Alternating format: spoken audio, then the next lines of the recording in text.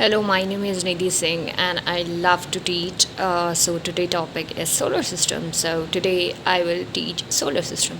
Solar system is everything that includes millions of billions of galaxies and dust and meteoroids, planets, sun, moon, everything. So starting with galaxy. What is a galaxy? Galaxy का मतलब क्या होता है?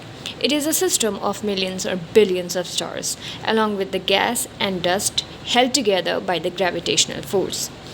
You know, the gravitational force on Earth is zero, but here the gravitational force is zero, but the gases and dust are light in weight, so they have a zero gravitational force.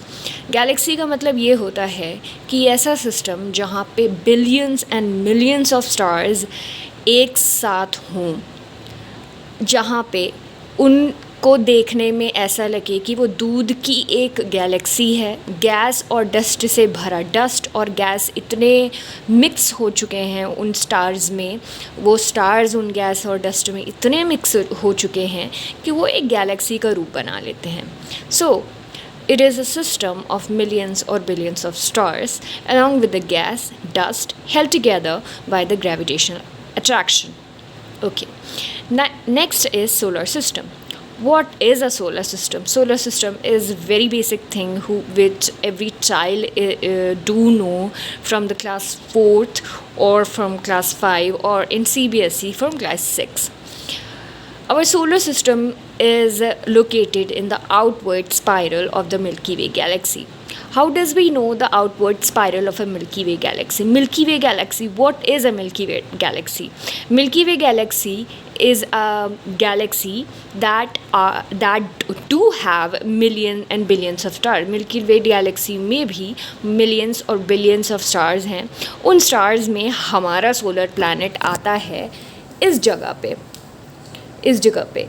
जैसे ये जो है, ये है milky वे Galaxy, ये milky वे Galaxy, और ये जो है ये मिल्की वे गैलेक्सी है.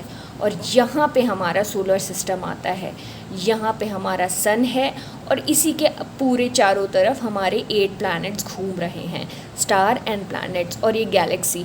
तो हमको ये पता होना चाहिए कि हमारे यूनिवर्स में बहुत सारी गैलेक्सीज़ होती हैं, इसीलिए डू बिलीव इन गॉड.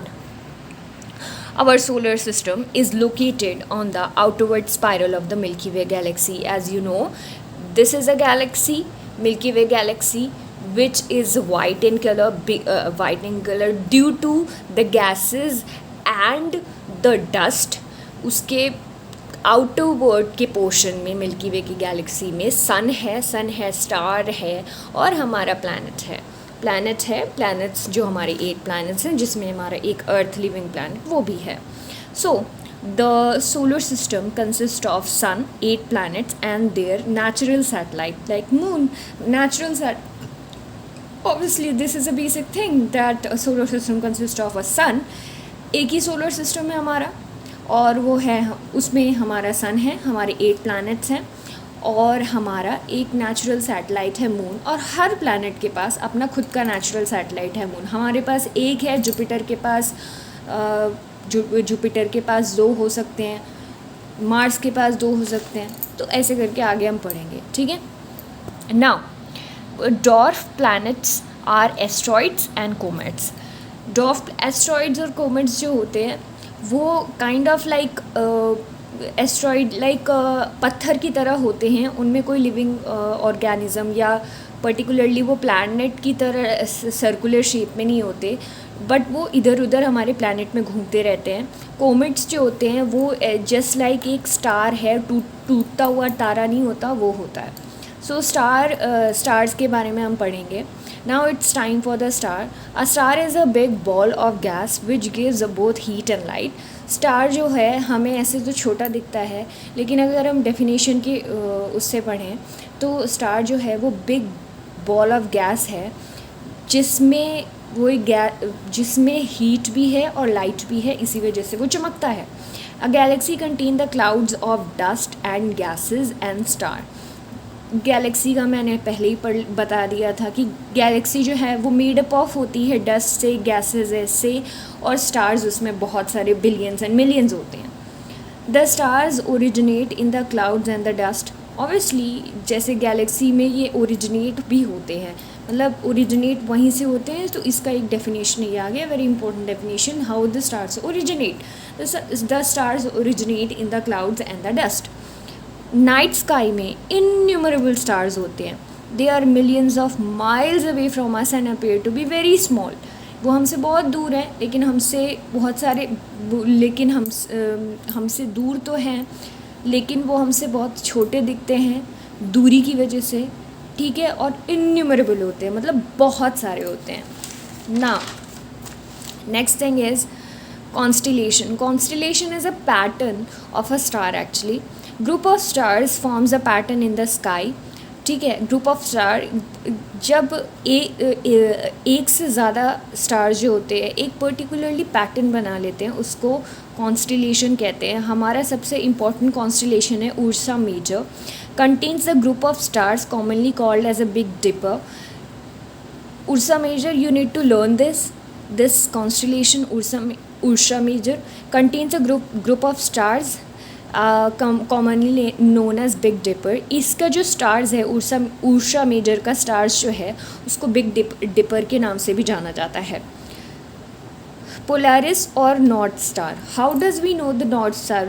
जो पहले के नॉर्मेटिक पीपल होते थे, नॉर्मेटिक, वो जो लोग होते थे, उनको कैसे पता चलता था कि ये डायरेक्शन नॉर्थ की तरफ जाती है, साउथ की तरफ जाती है? They always see the stars in upon the sky.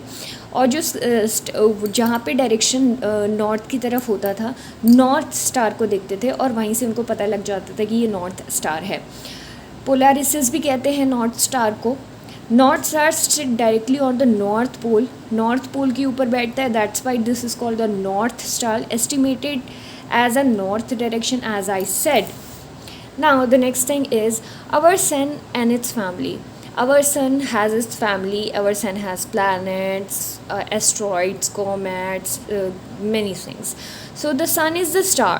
Sun is the star too, because we do not know the sun is a star. We only know the star is like this shape, but sun is a star because it contains the heat and it gives the light, right? It is a whole ball of gases. ये बहुत ही गर्म ball है जो बहुत ही, और इसकी gases बहुत गर्म हैं.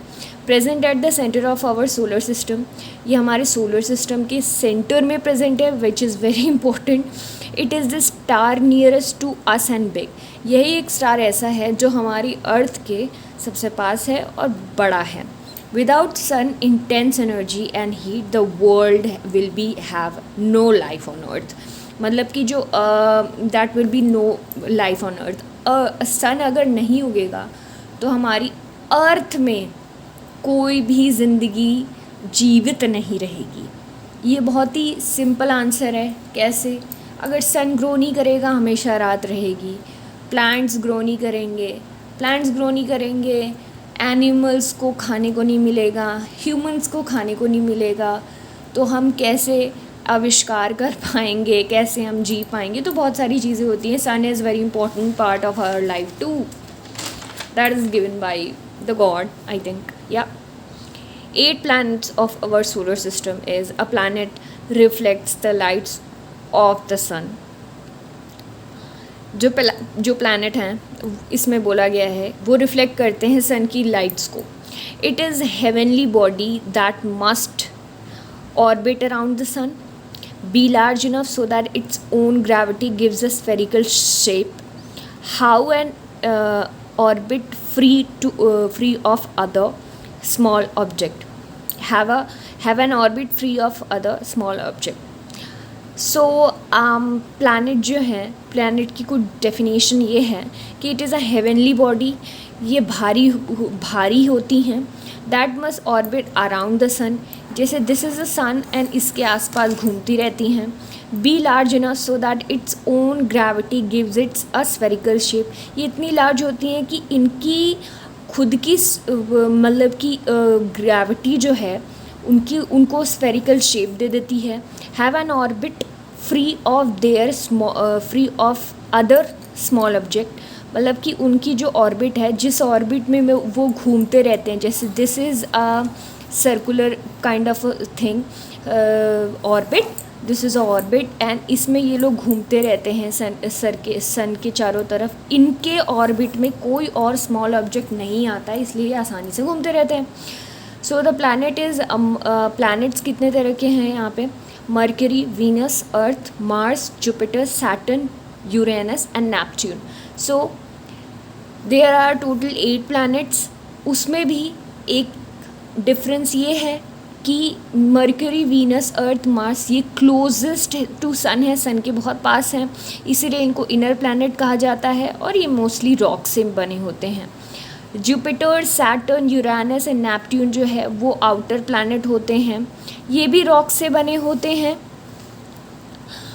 बट ये लार्ज बॉल ऑफ गैसेस से बने होते हैं, इसीलिए इसको गैस जाइंट्स भी कहते हैं। And they are encircled by the rings. और जैसे कि इसमें जो ये जो लास्ट के आउटर प्लैनेट्स हैं, इनमें स्मॉल सी जैसे सैटर्न में तो पर्टिकुलरली हमें पूरी दिखती है, ये जो रिंग्स होती है वो भी रॉक से बनी होती है। जुपिटर में भी हमें हल्की सी रिंग दिखेगी डस्ट और गैसेस की जो और रॉक्स की जो सेटल हो जाती हैं, ठीक है।